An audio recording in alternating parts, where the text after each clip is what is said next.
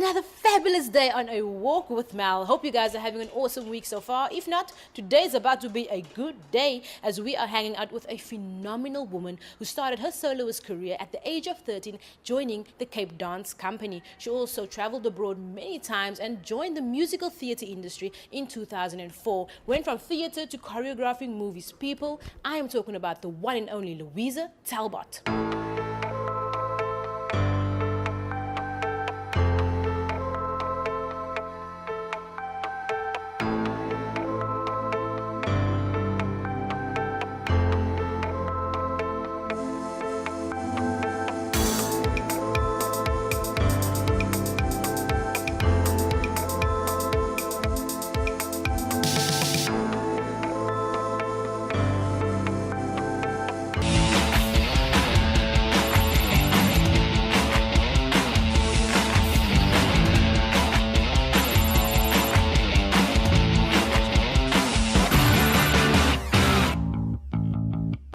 With Mel, and Louisa just warmed us up for a brand new day. Thank you so much for joining us on the show. It's a pleasure, Mel. Awesome, man. I've met you on Honey and Bring It On and the auditions, etc. But I mean, for the people that don't know, just give us a bit of introduction of who you are and who were you when you grew up. I want to know who was Louisa when she grew up when she was younger. My name is Louisa Talbott, as you know. I grew up in Cape Town, in Kirstenhof. Had a lovely family life at home, danced my whole life, kind of made up dances in the garden when I was little. Thanks. Yeah, so dancing's been a huge part of my life. And done ballet and jazz since I was about 7 years old. Wow. When did you know that, you know what, I can dance? This is my thing. Well, I kind of never did. I just always really enjoyed it and loved it. So it kind of like, it was weird. It was kind of this force that took me. So it just happened for you. It just kind of happened. Amazing. Yeah. And then you were a soloist at the age of 13 at the Cape Dance Company. Yeah. That's amazing. Tell us how that happened. That's very young though. Yeah, it is very young. They started off the company and we all kind of auditioned and I was the youngest member to get in. And it was actually through my training, the school that I trained with, which was Debbie Turner when I was younger. Okay. And she started up a company and with almost students from all over the country, and I was lucky enough to get in. Wow, amazing. And then obviously at the age of 19 you made it your international debut at the Consort de Paris. I'm saying it my own way. Yeah. Tell us about that experience. How did that happen for you? Yeah, it was incredible. I actually entered a competition online.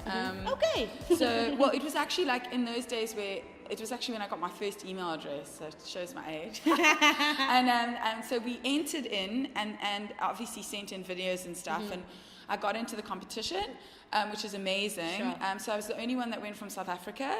So you went over as well? Yeah, wow. So we went to Paris, and then I actually made it through to the semi-finals, which was quite a big thing in my day because there were so many people entering in the competition. That is so cool. Yeah. And what was that experience like? Was it tough? Was it? It was incredible. It was really scary because obviously it was the first time I'd been overseas and with so many people from different countries, and it was really scary, but I feel like I grew a lot from that. Yeah, it definitely adds value to your journey. Absolutely. And then in 2004 your musical theatre career started. I didn't know that. I can hear through the voice that you were a singer. I don't know so much. I try. How did you merge into theatre? Musical. Funny enough, I actually had gone on the ships for a while, dancing on the ships, and when I got back, it was really hard because there was no work. I find like being a dancer and performer just in general, work sometimes is very limited. So funny enough, I kind of took it as there's not much work, let me try and open another door or see what else I could do. Right. So I think sometimes if you hit your head against a wall or the doors, there's no door opening, try and create a door for yourself. I see that. So I thought, the best thing to do, there were lots of musicals coming down and they were auditioning. So I thought, well, yes, I'm not really much of a singer. I've never really tried, but let me try. So I went to singing lessons, and I went to my first audition, and I actually got into my first musical. Yeah, that is so cool. And you recently also won an award for West Side Story, which I want to congratulate you on. That Thank is so you. cool. Tell us about that as well. West Side Story, what is it about? What do you do for that production? Yeah, so West Side was one of a couple of shows that I started choreographing for the Fugard Theatre. So West Side Story, basically, it's about gang warfare. Okay. So I think it's really, really relevant for what is going on in this country and lots of countries at the moment, and especially with our past and stuff like that. So it's a really beautiful story about how two people from sort of different races fall in love. And I feel like it was an absolute privilege to be able to re-choreograph it, because the actual choreography from overseas is so famous. So it was really scary to do that. So so amazing. it was really awesome. Wow, you're so grounded and so humble. You've done so many cool things. You've never stopped. But I wanted to know who or what inspired you to do what you do today. Well, when I was younger, my parents and me used to watch, like, over and over, we used to watch Johnny Clegg. Okay. So Johnny? like Savuka and Chaluka, like I literally used to watch it over and over and was obsessed with it.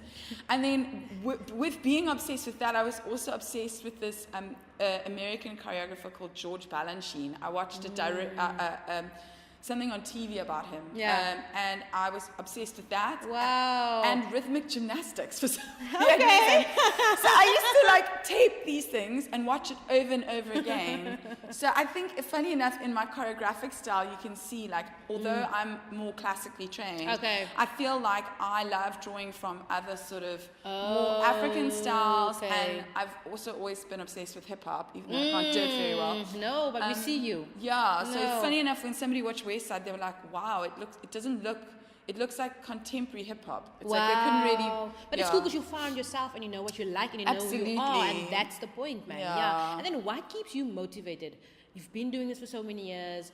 What keeps you motivated to do this every single? Because we all have bad days. Yeah. A lot of days we're like, oh, I don't smoke. But what keeps you motivated to do this every day? You know, it's so weird. I really do believe that like I want to uplift people. Yes. And that for me is so important. And I feel like I every day when I'm feeling a bit like, oh, I'm not sure, like I feel like the work for me and the art that I want to do and create sort of uplifts people and inspires them, maybe to be better people, maybe just to go out and have an hour out of their life where they forget about their problems. Stuff like, and honestly, from the bottom of my heart, that's what it is for me. So I really do. I always say, like, I want to leave a good imprint on this earth, and that is the most important thing for me. I think that's the theme for the day. For change. Be the change you want to see. Leave that good imprint. Yeah. And if it comes from the right place, it normally just works out for you. Absolutely. You know what I mean? And if passion is there, you don't care, basically. And then, I mean, looking back at how you started, if you look at when you danced that time and now, what do you think is the difference between then and now? I know it's very easy. I always say this, YouTube is there. We all have things much easier. But what do you think is the difference for you from then and now? Well, I think there's so much more information now on like the internet and stuff like that, and it's good if you use it for what it to kind of learn from it. But I think it's quite scary because I think sometimes people almost will mimic that information instead of using it to inspire and then you, processing it differently and using it to inspire and then creating your own stuff. Sure, that is so true. That is so true. It's basically the same exact thing that you would see nowadays, but nonetheless, I want to take a quick break, take a quick breather. After the break, we're talking about all the movies that you've been doing, Honey, Bring It On, and many, many more. So don't go anywhere, people. It's a walk with Mel, taking a walk with Louisa. Muscle Dynamics, your ultimate nutrition partner in your journey. Be focused. Challenge yourself. Progress. Rise and achieve. Believe.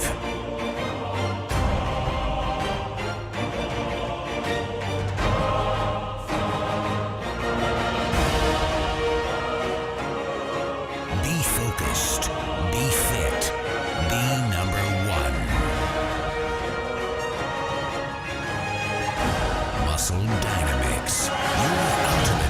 nutrition partner in your journey. And we are back, people. It's a walk with Mel. Hope you guys are having an amazing day so far. I'm having a good one with Louisa. Thank you so much again for being on the show.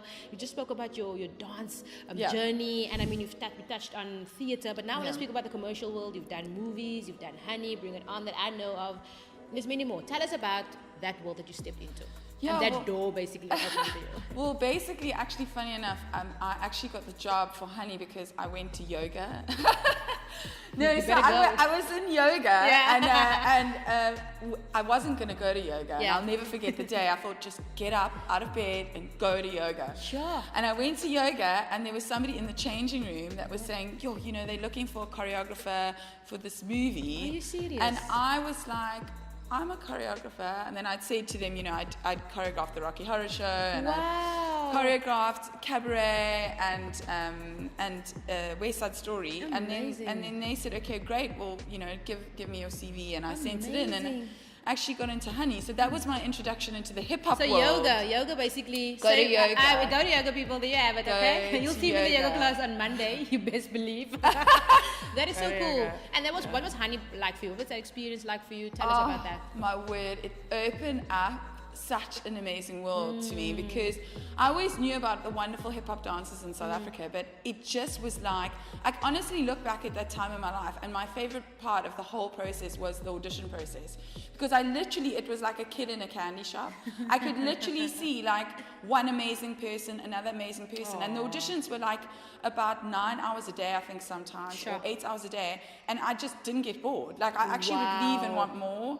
So it's just you get like refreshed by all this amazing talent. That is beautifully said. Yeah. Love it. Yeah, and you did Iris as well. You were the lead. I love it. Tell us about that. I played like a shadow dancer in that, which was great. I also choreographed a film called Canary. That's local, right? Which South is a Africa. local Liquor. film. I saw that one, yeah. Yeah, and then I did the Kissing Booth, also quite recently. Liquor. Yeah, so it's incredible. I mean, each movie is very, very different. It is, yeah. But I feel like I'm lucky to be so versatile because of all the different things I've done. Yes. So I don't think I choreograph a specific thing. Yes. I think I can tailor to people's needs, or just do my own thing, or That is so cool. If you look at the theater world and commercial world, like if you compare the two, what do you like more? What do you prefer? Do you like both? And how do you stay sharp in doing both? Because I know theater is more and film is very I love them both, and it's quite funny because I will like be in a movie and then I'll be like, oh my gosh, I miss theatre. I miss theatre. And then I'll be in theatre and I'm like, oh, I wish doing a movie. I wish I was doing movies. So I think having that balance, like I had 1 year where I'd do one movie and then one theatre production. So having that balance is really nice. That's so cool, both. so cool. Yeah. And then we spoke about earlier, but when it comes to jobs, have you ever said no to a job that you wish you said yes to afterwards maybe? And how do you choose your jobs? How do you decide what am I going to do? In Cape Town, obviously the work isn't as much. So we normally just take what we can. But I mean, for you, how do you choose? How do you decide, you know what, I'm going to do this? Because sometimes I've made bad decisions when it came to jobs. I'm like, why did I do this? How do you choose jobs? It's so weird. I don't think, for me, I can't look back and ever think that I made a bad decision on doing a job, because I almost feel like regardless if it's a bad experience, there's good that you can learn from it. Maybe your journey is to go through that, to come out somewhere else on the other side. You're welcome. Hashtag advice. You best believe. Yeah, totally. Because through some of the hardest times, I've learned so much, and then the next time, I do a better job. But in regards to like making a decision on taking a job, I think I was told, I did this course overseas, and this woman who was like mentors you.